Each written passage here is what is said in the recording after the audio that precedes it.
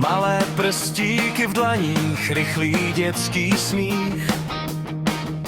S nimi zapomínám na každej z mých chyb. Jsou to naše hvězdy, náš nejjasnější cíl. Žijeme pro ně v každé z těch chvíl. Když se zamotají, my jsme jejich hráz. V tomhle velkým světě, co pádí kolem nás. Učíme je dávat, učíme je znát, že smilování je víc, než jenom stát. Děti jsou náš život, naše čistá zář.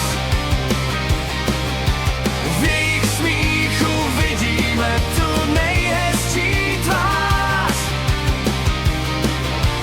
V lásce k nim najdeme, co v srdcích nosíme.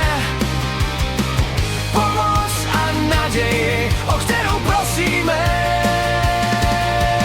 Děti jsou ten přístav, kde kotví náš svět.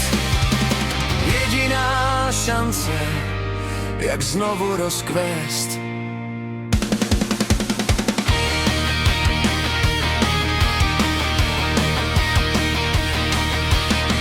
Odpustit spát, když klopítnou v trávě. Podat jim ruku, věřit jejich hlavě. Radost je v maličkostech, v každém jejich mami.